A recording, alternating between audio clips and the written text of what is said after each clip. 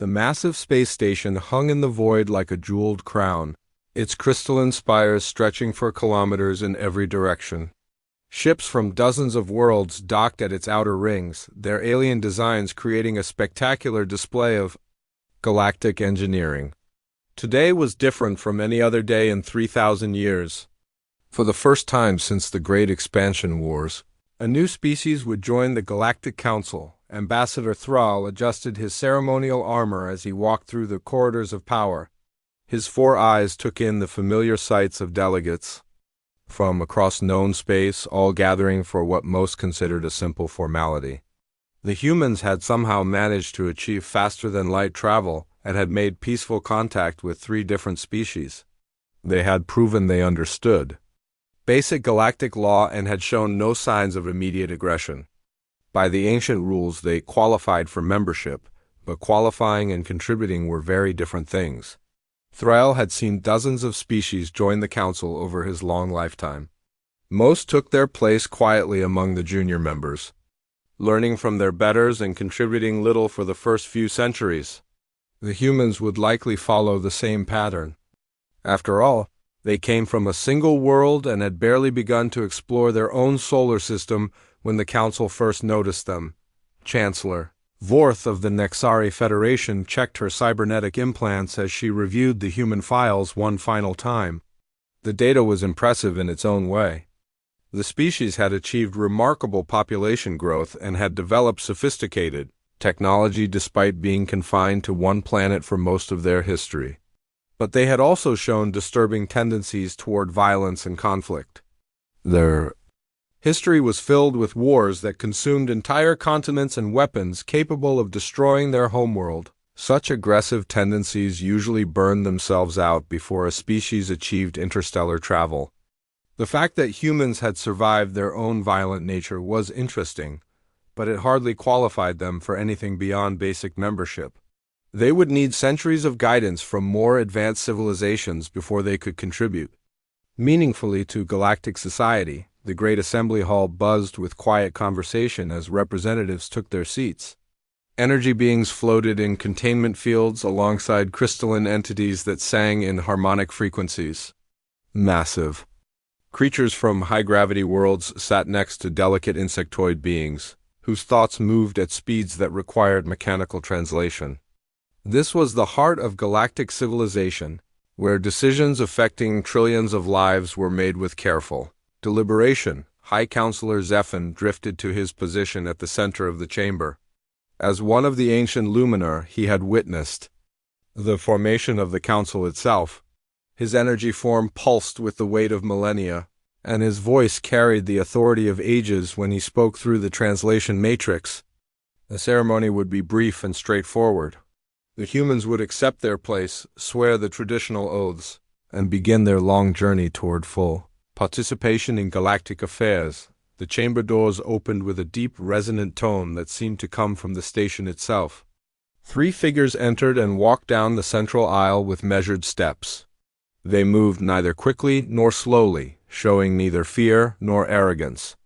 Their bearing was simply confident, as if they belonged in this place among beings whose civilizations had spanned the stars for thousands of years. Ambassador David Reed led the small group.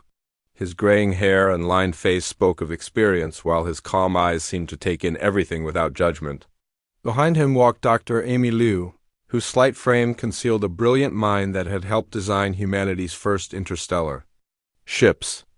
General Robert Hayes brought up the rear, his military training evident in every step despite wearing diplomatic robes. Instead of battle armor, what struck many of the assembled delegates was not their appearance but their attitude. Most new species showed appropriate deference when entering the council chamber for the first time.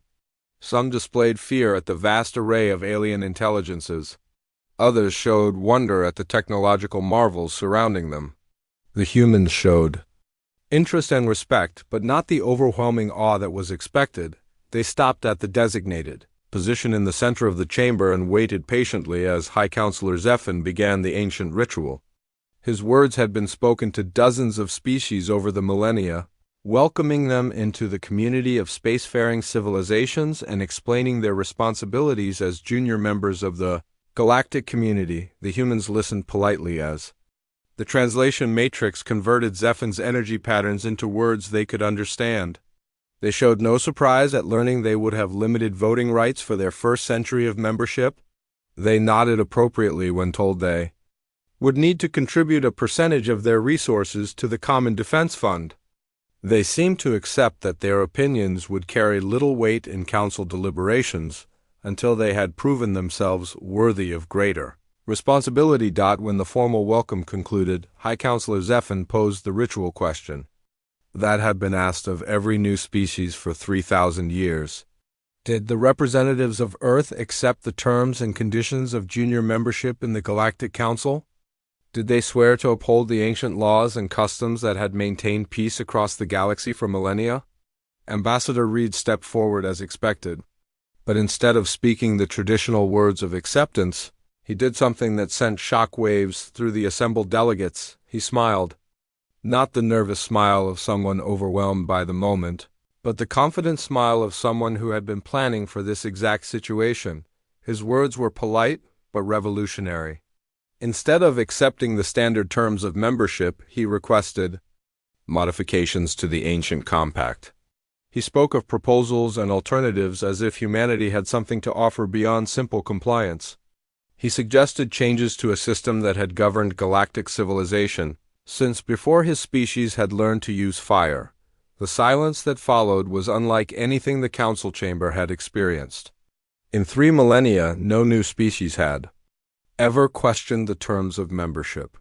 No junior civilization had ever presumed to suggest improvements to the wisdom of ages. The very concept was so foreign that many delegates needed several seconds to process what they had heard.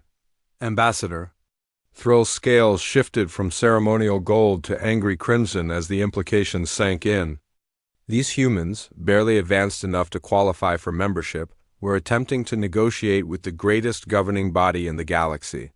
Chancellor Vorth's cybernetic implants flickered rapidly as she struggled to understand how such primitive beings could display such unprecedented audacity. But in the stunned silence, a few perceptive beings began to recognize something else in the human delegation's demeanor. This was not the desperate bluster of primitives trying to appear more important than they were.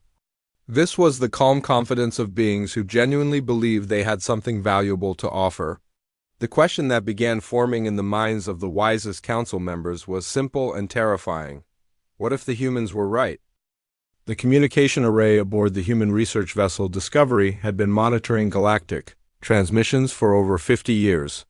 Deep in space beyond the edge of their solar system, the ship had recorded everything from routine trade negotiations to classified military communications. The crew worked in shifts around the clock, building a comprehensive picture of galactic civilization that few council members fully understood. Dr. Amy Few had spent the last decade analyzing patterns in the data they collected. She studied how the council made decisions, how conflicts developed between species, and how the ancient governmental system struggled to address modern problems. Her conclusions were disturbing but clear. The Galactic Council was failing in its most basic responsibilities, and the consequences would soon affect every civilized world. The silence in the council chamber stretched on as delegates struggled to process the human request for modifications to their membership terms. High Counselor Zephin's energy field flickered with confusion while Ambassador Threll's scales deepened to a darker shade of red. Chancellor Vorth's cybernetic systems ran through thousands of scenarios, none of which included protocols for negotiating. With new members, Dr. Yu stepped forward and activated a small device on her wrist. Holographic displays materialized in the air above the chamber floor, showing detailed charts and statistics that made several delegates gasp in recognition. The humans had not only been observing galactic civilization, but had been analyzing it with a depth that surpassed the Council's own records. The first display showed the Council's decision-making timeline over the past millennium. Critical issues that should have required days or weeks to resolve instead showed processing times measured in months or years. The Relium plague had spread across 3 star systems while the Council debated appropriate response measures. Border Disputes had escalated into full wars because mediation efforts moved too slowly to prevent military buildup. General Hayes spoke with the authority of someone who had studied warfare across dozens of species.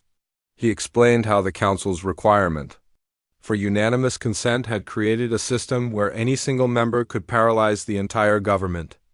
Important decisions were delayed not by careful consideration, but by political maneuvering and ancient grudges between species that had been enemies before joining the Council. The holographic display shifted to show current crisis points across the galaxy. 17 different situations required immediate attention, but the Council's scheduled agenda would not address most of them for months. Resource conflicts, territorial disputes, and humanitarian emergencies were building toward catastrophic outcomes while the galaxy's governing body held committee meetings and formal debates. Ambassador Reed outlined the human proposal with calm precision. The current system of unanimous consent would be replaced by a modified majority system that still protected the rights of smaller species while allowing for decisive action. Emergency protocols would enable rapid response to crises that could not wait for full deliberation. Mandatory mediation services would address conflicts before they escalated to violence. The reaction from the assembled delegates was immediate and explosive. Species that had not spoken directly to each other in centuries suddenly found common ground in their outrage. How dare these newcomers presume to redesign a system that had maintained galactic peace for millennia? What gave them the right to criticize civilizations that had been exploring space when Earth was still a primitive world covered in ice? But even as protests filled the chamber, some delegates began studying the human data more carefully. The Tauranian representative recognized the patterns Dr. Liu had identified in their ongoing dispute with the Vekler Consortium, the Zelani. Delegates saw confirmation of problems they had been reporting to the Council for decades without result. Smaller species that had felt ignored by the traditional power structure began to see possibilities in the human proposals. Chancellor Vorth's anger gave way to professional curiosity as her enhanced mind processed the implications of what the humans were suggesting. Their modifications were not random criticisms but carefully designed solutions to specific problems. They had identified the exact points where the current system failed and proposed targeted fixes that addressed root causes rather than symptoms. The most shocking revelation came when Dr. Liu displayed communication intercepts that revealed how the humans had been gathering their information. They had not merely been passive observers but had been actively monitoring Council activities for 50 years. Their deep space stations had tracked military movements, recorded diplomatic communications, and analyzed economic patterns across the entire galaxy. Ambassador Thrall's protest about human spying was cut short when General Hayes calmly explained that everything they had monitored consisted of unencrypted transmissions that any spacefaring civilization could intercept. The humans had simply been more systematic about collecting and analyzing the data than anyone else. Their surveillance had been comprehensive but entirely legal under galactic law. The true scope of human preparation became clear as the holographic displays continued to cycle through their analysis. They had identified not just current problems but had predicted future crises with disturbing accuracy. They knew which species were approaching resource shortages, which territorial disputes would likely escalate to violence, and which economic systems were vulnerable to collapse. High Counselor Zephin's energy field pulsed with growing interest as he began to understand what the humans were really proposing. This was not a simple request for membership modifications, but a complete reimagining of how galactic civilization could be governed.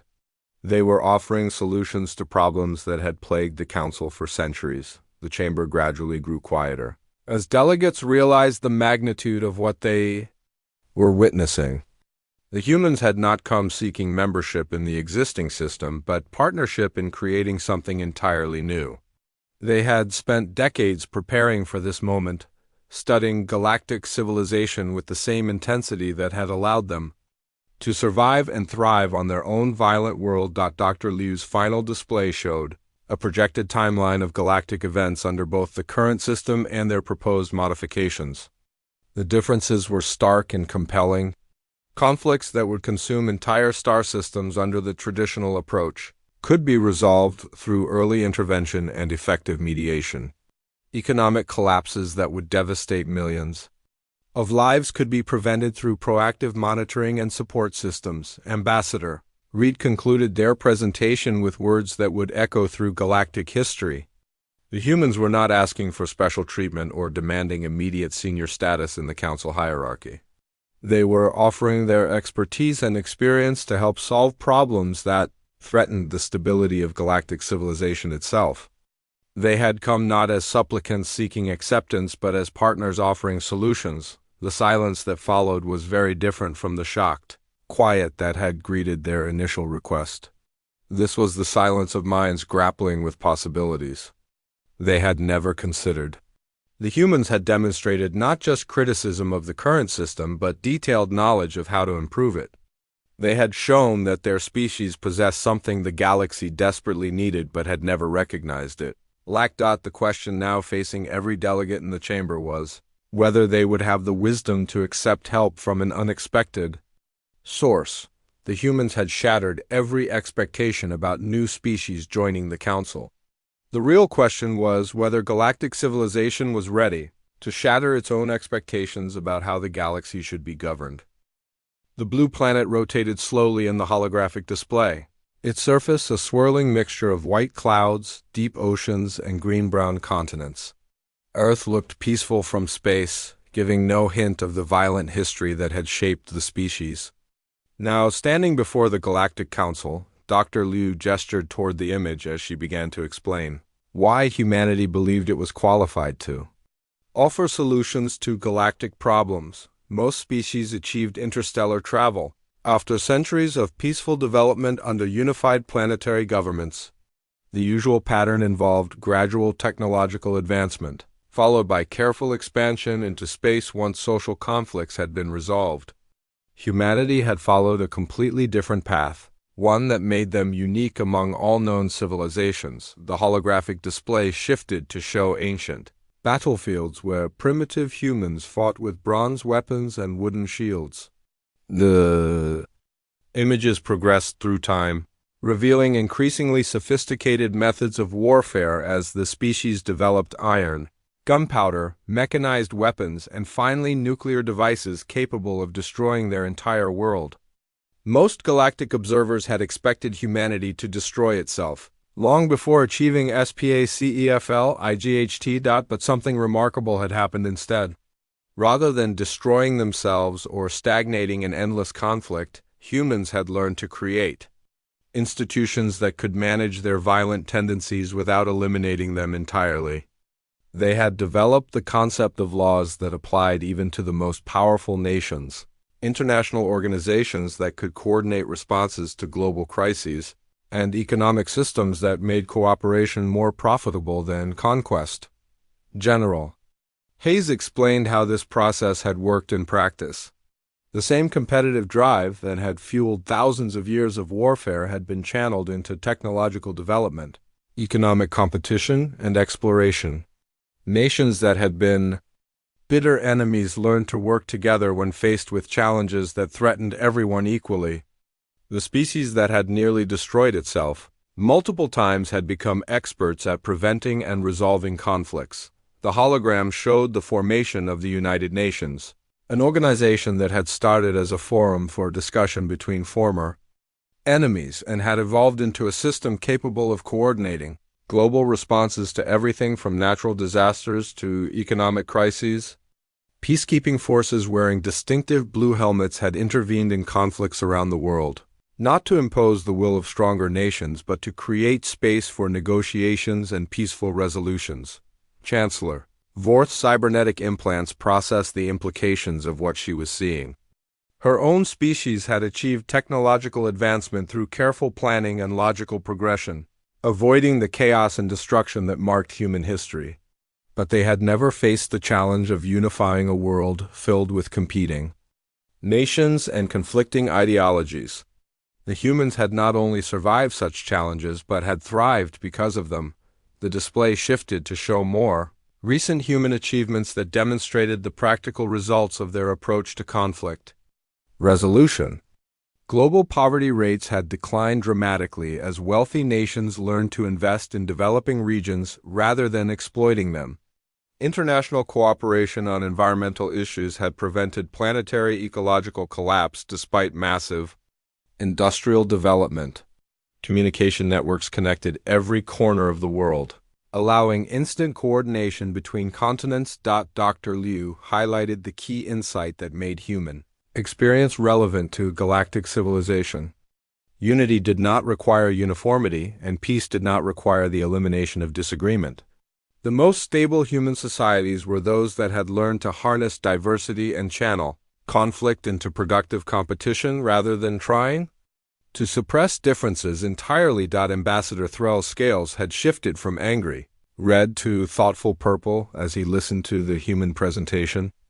The Korthani Empire had achieved peace through conquest, expanding until they controlled enough territory and resources to satisfy their needs. But this approach had required continuous expansion and had created lasting resentment among conquered peoples. The human method suggested alternatives that his species had never considered.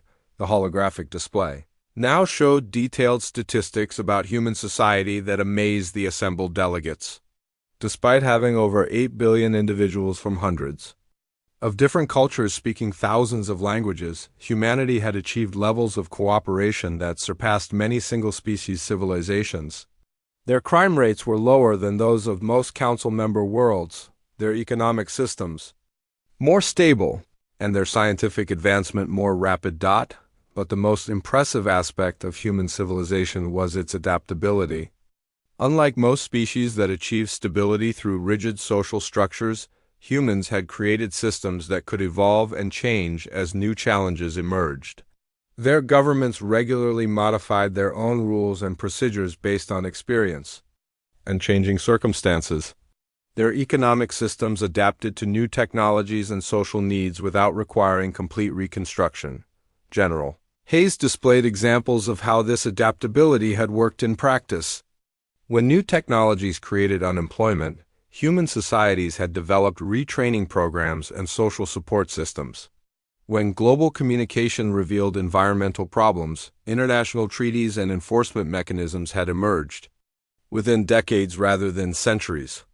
When conflicts arose between different cultural groups, mediation systems and legal frameworks had evolved to address specific issues. The chamber had grown very quiet as delegates began to understand the implications of what they were seeing. Human civilization represented something unprecedented in galactic history, a species that had achieved stability not by avoiding conflict but by learning to manage it effectively. They had developed expertise in exactly the areas where the Galactic Council had struggled for millennia. Dr. Liu concluded this section of their presentation by addressing the obvious question: how could methods developed on a single world possibly apply to the complexity of galactic civilization involving dozens of species with completely different biologies, cultures, and needs? The answer lay in the fundamental principles underlying human success rather than the specific techniques they had used. The hologram displayed a three-dimensional model of galactic civilization that revealed patterns the Council had never fully recognized. Despite the obvious differences between species, the same basic dynamics that had driven human conflicts appeared throughout the galaxy. Competition for resources, territorial disputes, cultural misunderstandings, and power imbalances created similar problems. Regardless of whether the participants were carbon-based humanoids or energy beings, the human advantage was not superior technology or ancient wisdom, but practical experience in dealing with exactly these types of problems. They had spent centuries developing methods for mediating between groups with incompatible worldviews, creating economic systems that benefited all participants, and building institutions that could adapt to changing circumstances without losing stability. Ambassador Reed emphasized that humanity was not claiming to have all the answers or suggesting that their methods were perfect. They were offering to share their experience and adapt their techniques to the unique challenges of galactic civilization. They had succeeded on their own world by learning from failure and constantly improving their approach. They were prepared to do the same thing on a galactic scale. The presentation concluded with a simple but powerful message. Humanity had not achieved peace and prosperity despite their violent history, but because of it. The challenges they had faced had taught them lessons that no other species in the galaxy had been forced to learn. They were offering to share those lessons with civilizations that had never needed to develop such expertise but now found themselves facing problems that required exactly the skills humanity had spent centuries perfecting. The silence in the chamber was profound as delegates contemplated what they had witnessed. The humans had not just criticized the current system or proposed abstract improvements. They had demonstrated a track record of success in solving the exact types of problems that plagued galactic civilization. The question now was whether the galaxy was ready to learn from the most unlikely teachers imaginable. The mining stations orbiting Kepler-7 had been the source of tension between two major galactic powers for over 8 months. The Turanian delegation had filed their initial claim with the Council based on ancient survey rights, while the Vekler Consortium insisted their more recent technological improvements gave them priority access. Both sides had presented extensive legal arguments, historical precedents, and economic projections to support their positions. High Counselor Zephan had personally overseen the mediation efforts, bringing together the Council's most experienced diplomatic minds to find a resolution that would satisfy both parties. Teams of lawyers had examined thousands of pages of galactic law, searching for precedents that might provide guidance. Economic experts had calculated the value of the disputed resources and proposed various sharing arrangements that neither side found acceptable. Dr. Liu studied the holographic display showing the disputed system with the same analytical approach she had used to examine galactic civilization itself. 3 rocky planets rich in rare minerals orbited a stable star, surrounded by dozens of mining platforms that both species claimed the right to operate. The situation appeared to be a classic zero-sum conflict where one side's gain would necessarily result in the other side's loss, but appearances could be deceiving, especially when viewed through the lens of human experience with resource conflicts.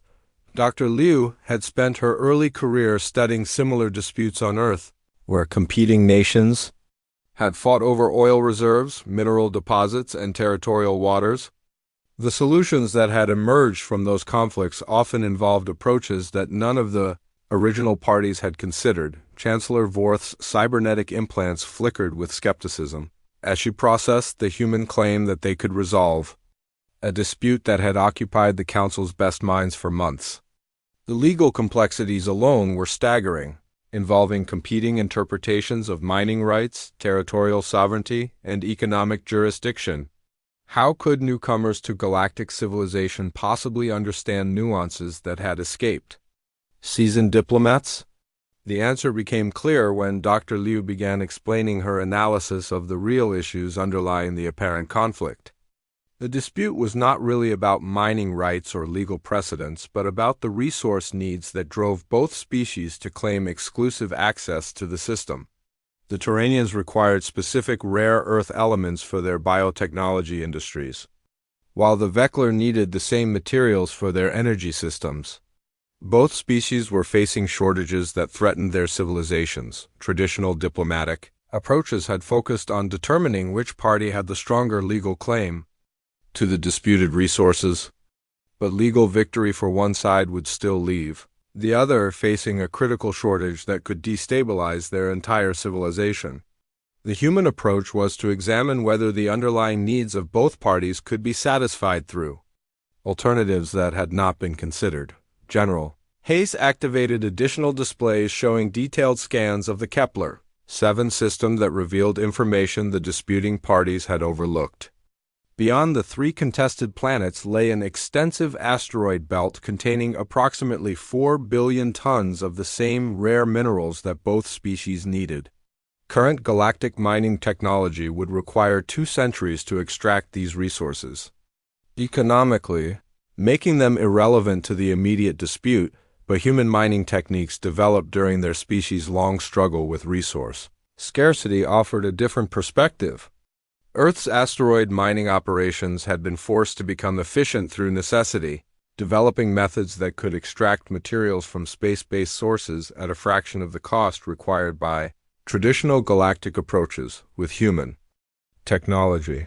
The asteroid belt could be fully exploited within 12 years. The Tauranian delegate's harmonic voice resonated with interest as Dr. Liu explained how a three-way partnership could benefit everyone involved. Human mining expertise would be combined with Tauranian biotechnology for adapting equipment to hostile environments and Vector energy systems for powering large-scale extraction operations. Instead of fighting over limited resources on the contested planets, all three species would work together to access the far larger reserves in the asteroid belt. Ambassador Thrall watched the presentation with growing amazement. In minutes, the humans had identified solutions that months of traditional mediation had failed to discover. They had transformed a zero-sum conflict into a positive-sum opportunity that would benefit all parties, while establishing precedents for similar disputes throughout the galaxy. The implications extended far beyond the immediate situation. The Vector representatives' multiple appendages writhed in patterns that indicated deep contemplation as they considered the proposed partnership. Their species had always preferred independent operation, but the scale of the proposed mining operation would require cooperation on an unprecedented level. The potential benefits were enormous, but so were the risks of working closely with species they had never trusted. Dr. Liu addressed these concerns by displaying detailed projections of how the partnership would operate in practice.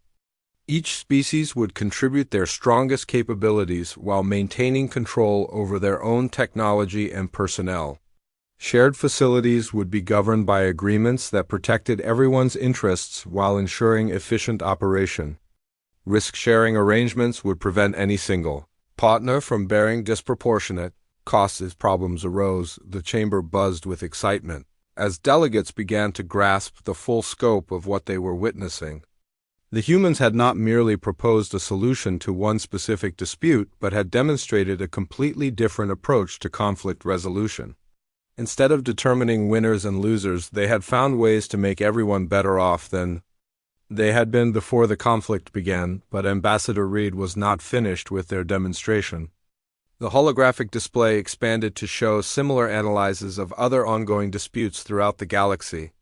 The humans had identified underlying patterns and potential solutions for dozens of conflicts that the Council had been unable to resolve through traditional methods. Each case study revealed the same basic approach, examining root causes rather than surface positions and finding creative alternatives that addressed everyone's real needs. High Counselor Zephin's energy field pulsed with growing brightness as he began to understand the revolutionary implications of the human approach. For millennia, the Council had operated on the assumption that most conflicts were inevitable and could only be managed through careful negotiation and compromise. The humans were suggesting that many conflicts could be eliminated entirely by addressing their underlying causes. The presentation concluded with a sobering analysis of systemic problems throughout galactic civilization that traditional approaches could not address. Population growth among several species was creating pressure for territorial expansion that would inevitably lead to conflicts with neighboring civilizations. Resource depletion on established worlds was forcing difficult choices between economic development and environmental protection. Technological advancement was creating unemployment and social disruption that existing institutions were not equipped to handle. These were not isolated problems that could be solved through individual negotiations, but interconnected challenges that required coordinated responses across multiple species and star systems. The current council structure was simply not designed to handle such complex, galaxy-wide issues. The humans were offering not just solutions to immediate disputes, but a framework for addressing the fundamental challenges facing galactic civilization. General Hayes emphasized that their analysis was based on patterns that had already begun manifesting throughout the galaxy. The conflicts they had identified were not speculative possibilities, but predictable consequences of current trends. Traditional reactive approaches would be overwhelmed by the scale and complexity of what was coming. Proactive intervention using Human-developed techniques offered the only realistic hope of maintaining galactic stability. The silence that followed was unlike anything the Council Chamber had ever experienced. The humans had demonstrated capabilities that went far beyond anything expected from a new member species. They had shown detailed knowledge of galactic affairs that surpassed the Council's own records and had proposed solutions to problems that had seemed intractable. Most importantly, they had proven that their methods worked by providing concrete examples of how seemingly impossible conflicts could be resolved. The implications were staggering and unavoidable. If the humans were correct in their analysis, galactic civilization was approaching a crisis point that the current governmental system could not handle. The choice facing the Council was whether to continue with traditional approaches that were proving inadequate or to accept help from the most unlikely source imaginable. The future of the galaxy might depend on their decision. The private chambers behind the main council hall had never hosted such an unprecedented gathering. Representatives from 27 different species sat around a circular table that had been specially constructed to accommodate beings ranging from energy entities to massive creatures from high-gravity worlds. The formal session had ended hours ago, but the real negotiations were just beginning. Ambassador Reed studied the faces and energy patterns of the assembled delegates, recognizing the mixture of curiosity and concern that marked every major turning point in galactic history. The humans had presented their case and demonstrated their capabilities, but now came the most challenging phase of their mission. They had to convince dozens of independent civilizations to voluntarily participate in restructuring the system that had governed their lives for millennia. Chancellor Vorth spoke first, her cybernetic voice carrying the weight of careful analysis. The Nexari Federation had built their entire civilization on logical progression and systematic planning. The human proposal represented a dramatic departure from established procedures, but their demonstrated results were impossible to ignore. The question was whether such revolutionary changes could be implemented without destabilizing the existing order. Dr. Liu activated a smaller holographic display that showed her projected timeline for implementing the proposed reforms. The transition would not happen overnight, but would be carefully phased over a 5-year period. Interested species could participate in pilot programs while the traditional council structure continued to operate for those who preferred the established system. Success or failure would be measured by objective criteria that everyone could evaluate. The Terranian delegates' harmonic tones expressed cautious optimism about the proposed changes. Their species had suffered from the Council's slow response to humanitarian crises and territorial disputes. The human approach offered hope for more effective intervention, but they needed guarantees that smaller species would not be overwhelmed by the efficiency of the new system. They had seen what happened when powerful civilizations moved too quickly for others to follow. General Hayes addressed these concerns by explaining the safeguards built into the human proposal. Regional councils would ensure that local issues received appropriate attention from species familiar with specific circumstances. Rapid response mechanisms would be limited to genuine emergencies and would require approval from multiple oversight bodies. Most importantly, the new system would include regular review processes that could modify or reverse changes that proved unsuccessful. Ambassador Thrill had remained silent throughout most of the informal discussion, his scales shifting through various shades that indicated deep contemplation. The Corthany Empire had prospered under the traditional system, using their senior status and ancient alliances to advance their interests through patient negotiation. The human proposal could reduce their influence if it succeeded, but it might also provide opportunities for expansion that the current system could not offer. His eventual contribution to the discussion surprised everyone present. The Corthany Empire would support the pilot program, but only if certain conditions were met. Human methods would be tested on problems that affected the entire galaxy rather than disputes between individual species. Success would be measured not just by immediate results, but by long-term stability and satisfaction among all participants. Most importantly, the humans would have to prove that their approach could scale up to handle the complexity of governing trillions of beings across dozens of star systems, the energy being known as High Counselor Zephyr had been monitoring the discussion from his containment field, occasionally pulsing with patterns that indicated various emotional states. As the eldest member of the council, he had witnessed the gradual decline in governmental effectiveness that the humans had identified in their analysis. Traditional approaches that had worked well for smaller civilizations were indeed proving inadequate for the scale of modern galactic society. His support for the human proposal came with a crucial stipulation. The 5-year trial period would need to demonstrate not just better results but fundamental improvements in how galactic civilization functioned. The humans would need to show that their methods could prevent conflicts rather than just resolving them more efficiently. They would need to prove that cooperation between species could be enhanced rather than simply managed more effectively. Dr. Liu accepted these challenges with the same calm confidence that had marked the entire human presentation. Her species had spent 50 years preparing for this moment, studying every aspect of galactic civilization and developing specific solutions for identified problems.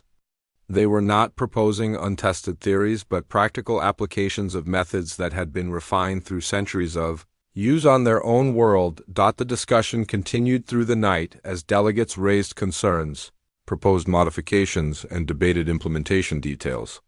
Some species worried about losing their traditional privileges under the new system. Others feared that rapid changes might destabilize existing agreements and alliances.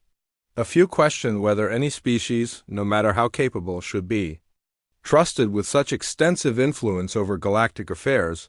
Ambassador Reed responded to each concern with specific examples of how similar issues had been addressed in human society.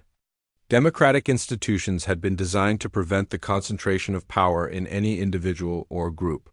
Economic systems had been structured to benefit all participants rather than just the most powerful.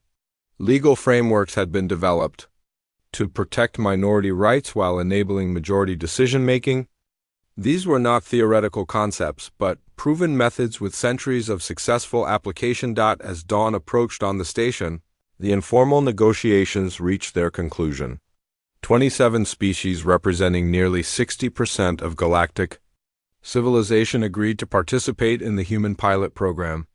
They would test new approaches to conflict resolution, crisis response, and interspecies cooperation while the traditional council continued to operate for species that preferred the established system. The formal announcement of this decision would shock the galaxy and begin a transformation that few could have imagined.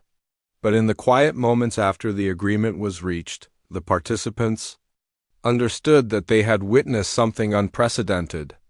A species barely advanced enough to qualify for council membership had convinced the galaxy's most powerful civilizations to voluntarily participate in restructuring their entire governmental system.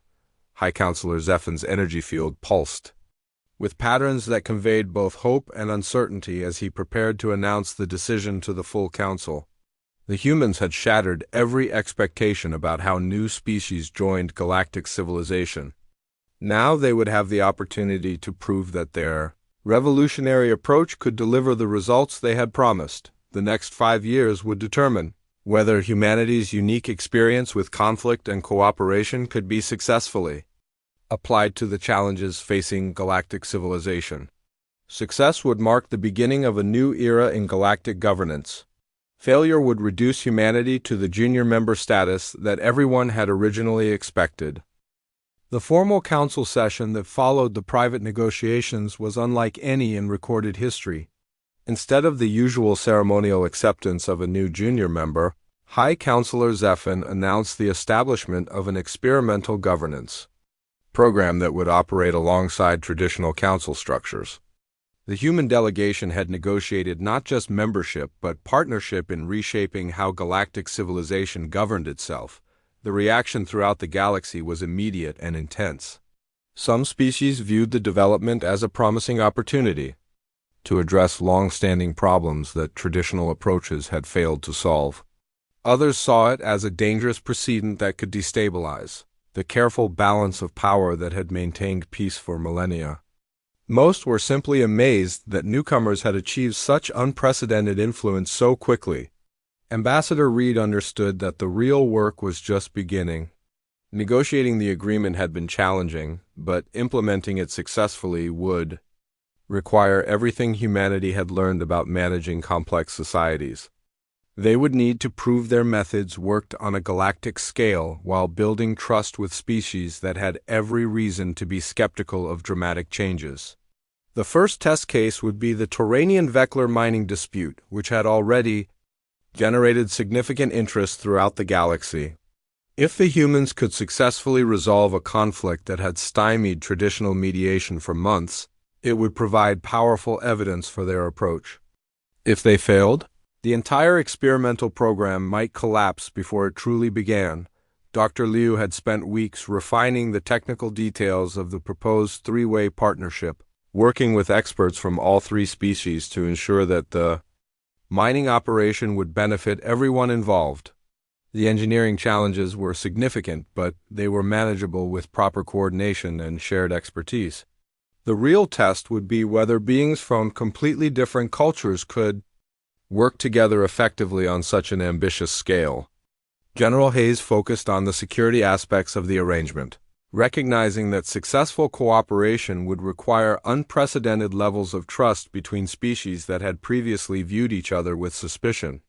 Military observers from dozens of civilizations would be watching to see whether the human approach could actually prevent conflicts or would simply create new opportunities for aggression and exploitation.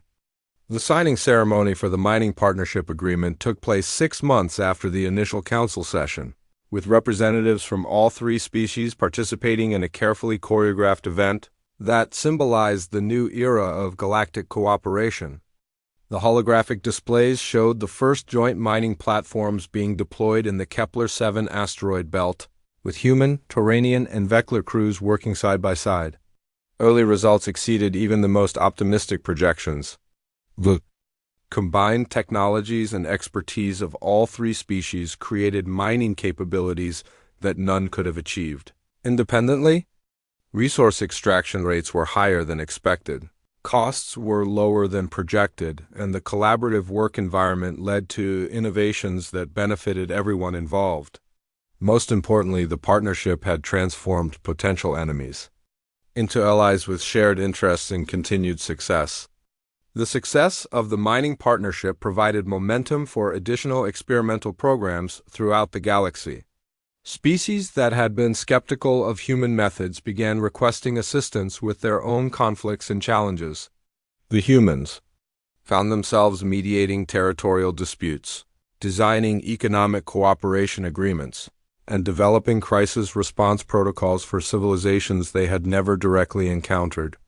Each success built credibility for the experimental approach and attracted more participants to the program. By the end of the first year, over 40 species were involved in various pilot projects that tested human-inspired methods for governance and cooperation.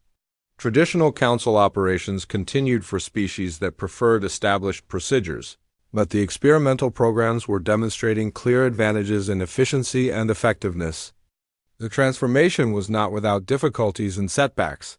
Some experiments failed when cultural differences proved too great to overcome through human mediation techniques.